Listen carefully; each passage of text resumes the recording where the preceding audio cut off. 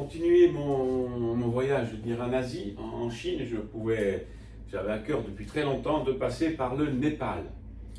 Et d'ailleurs, j'avais pris longtemps rendez-vous afin de rencontrer le Dalai Lama. C'était presque fait avec la préfecture, les autorités, la police, tout ça. On a presque le visa, puis le Covid est tombé à l'intérieur. Il a eu peur de faire les rencontres. Enfin, donc ça s'est soldé par un fin de non-recevoir. Puis maintenant, le Dalai Lama est très âgé, il a 87 ans, je crois, ou 88 ans. Donc on m'a dit qu'il ne recevait vraiment plus personne. Donc dommage.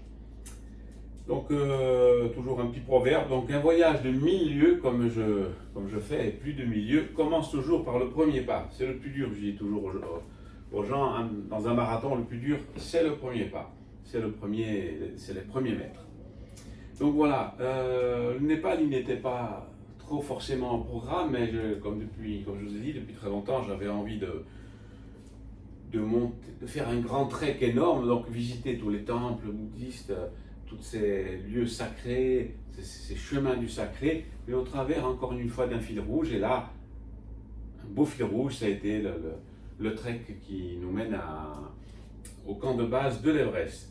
Wow, 3 semaines, donc arrivé à Katmandou. Bon, déjà, quand on atterrit à Katmandou, c'est un autre monde des années 60 et des hippies, de la drogue, mais enfin pas de la drogue comme on voit maintenant, c'était les babacools, qui a révolutionné quand même notre pensée occidentale actuelle. Donc Katmandou, déjà, voilà, déboulé dans cette grande ville énorme, il y avait un pseudo-guide qui m'attendait. Qui est venu me chercher à l'aéroport, il ne m'a pas trouvé, donc c'était épique. Je passe sur ça. Donc Katmandou, il faudrait passer un an aussi pour la visiter, donc j'ai fait le plus de choses que j'ai pu, donc le temple de Pashupatma, donc avec c'est la caractéristique de voir les sadhus qui sont assis comme ça, donc en permanence, et là aussi ils ne mangent pas, ils ne s'alimentent pas, ils vont vers une libération totale de leur ego, de cette vie illusoire, donc ils mangent même plus, ils restent des semaines sans manger. Après, j'ai retrouvé, oui, sans oublier, une similitude, encore une fois, avec tout ce monde asiatique, avec la Chine, comme je disais précédemment. Donc voilà, le voyage approchait, direction Lukla. Lukla, c'est un des plus hauts aéroports du monde, même un des plus dangereux, pour prendre la direction donc, du camp de base de l'Everest. On est arrivé, alors je passe sur tous les porteurs, l'altitude, les voyages sportifs dans son ensemble, que vous pourrez retrouver dans l'intégralité dans mon autobiographie.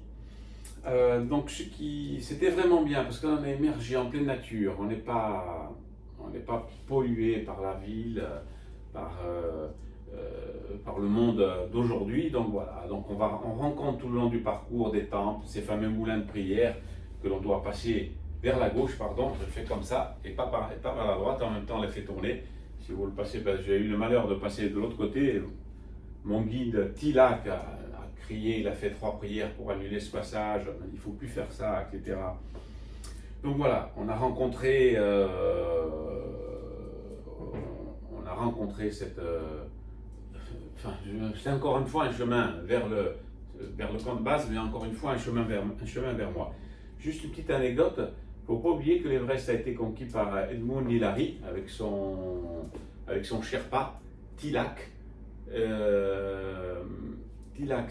Tenzing Sherpa. Alors, je suis allé dans le village, dans sa maison où est né le Sherpa, il y avait toujours ses parents, et l'Everest a été conquis en 1953, juste 16 ans avant la Lune. Donc c'est rien du tout, quoi, presque en même temps que la Lune, je veux dire, à l'échelle, une grande échelle.